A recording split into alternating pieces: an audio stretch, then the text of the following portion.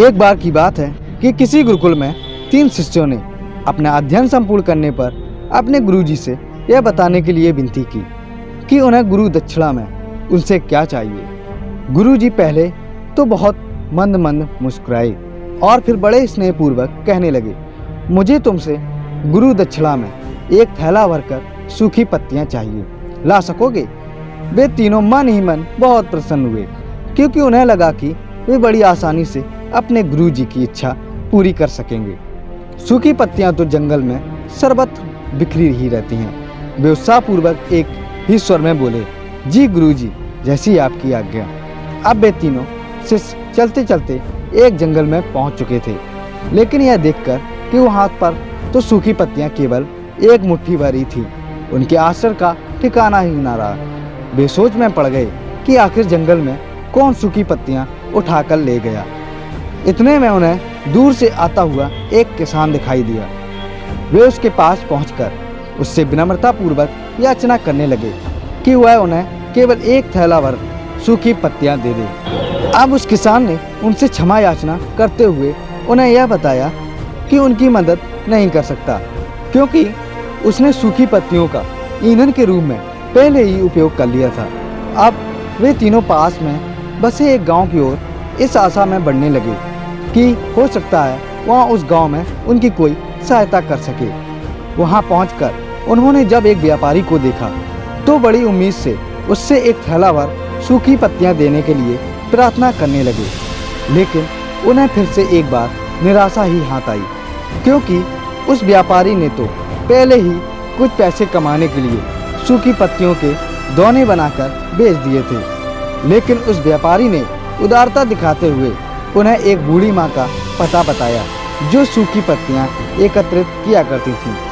पर भाग्य ने तो यहाँ पर उनका साथ नहीं दिया, क्योंकि वह बूढ़ी माँ तो उन पत्तियों को अलग अलग करके कई बार की औषधियाँ बनाकर बेच चुकी थी। अब निराशा होकर वे तीनों खाली हाथ ही गुरुकुल लौट आए। गुरुजी ने उन्हें देखते हुए स्नेहपूर्वक पूछा, पुत्रों, ले आए गुरु दक्षिणा? तीनों ने सर झुका लिया। गुरुजी द्वारा दोबारा पूछे जाने पर उनमें से एक शिष्य कहने लगा, गुरुदेव, हम आपकी इच्छा पूरी नहीं कर पाए। हमने सोचा था कि सूखी पत्तियां तो जंगल में सर्वत्र बिखरी ही रहती होंगी, लेकिन बड़े आश्चर्य की बात है कि लोग उनका भी कितनी तरह से उपयोग करते हैं। गुरुजी फिर पहले की तरह मुस्कुराते हुए प्रेम पूर्वक बोले, निराश क्यों होते हो? प्रसन्न हो जाओ, और यही ज्ञान की सूखी पत्तियां भी व्यर्थ नहीं हुआ करती, बल्कि उनके अनेक उपयोग हुआ करते हैं। मुझे गुरु दक्षिणा के रूप में दे दो। तीनों शिष्य गुरुजी को प्रणाम करके खुशी खुशी अपने घर की ओर चले गए। वह शिष्य जो गुरुजी की कहानी एकाग्रचित होकर सुन रहा था, अचानक बड़े उत्साह से बोला, गुरुजी, अब मुझे अच्छी तरह से ज्ञात हो गया है कि आप क्या कहना चाहते हैं। आपका संकेत वस्तुतः इसी ओर है ना, कि जब सर्वत्र सुलभ सूखी पत्तियां भी निर्थक या बेकार नहीं होती हैं, तो फिर हम कैसे किसी भी वस्तु या व्यक्ति को छोटा और महत्वहीन मानकर उसका तिरस्कार कर सकते हैं। चींटी से लेकर हाथी तक और सुई से लेकर तलवार तक सभी का अपना अपना महत्व होता है।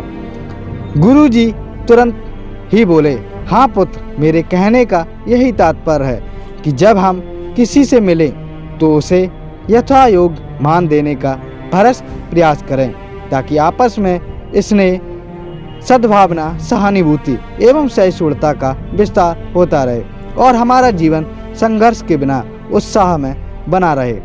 दूसरे, यदि जीवन को एक खेल ही माना जाए तो बेहतर यही होगा कि हम निर्वेच स्वास्थ्य और शांति प्रतियोगिता में ही भाग लें और अपने निष्पादन तथा निर्माण को ऊंचाई के शिखर पर ले जाने का अथक प्रयास करें। अब शिष्य पूरी तरह संतुष्ट था। अंततः मैं यही कहना चाहता हूँ, यदि हम मन, वचन और कर्म इन तीनों ही स्तरों पर इस कहानी का मूल्यांकन करें तो भी यह कहानी खरी उतरेगी।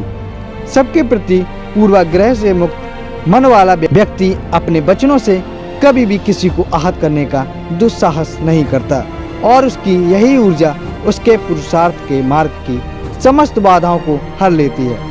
वस्तुतः हमारे जीवन का सबसे बड़ा उत्सव पुरुषार्थ होता है, ऐसा विद्वानों का मत है। दोस्तों, अगर ये वीडियो आप लोगों को पसंद आई है तो इस वीडियो को अपने दोस्तों में ज़्यादा से ज़्यादा शेयर करें ताकि वे अपने जीवन के बारे में गलत थॉट ना सोचें। और इस वीडियो को पसंद किया गया हो तो लाइक ज़रूर करें।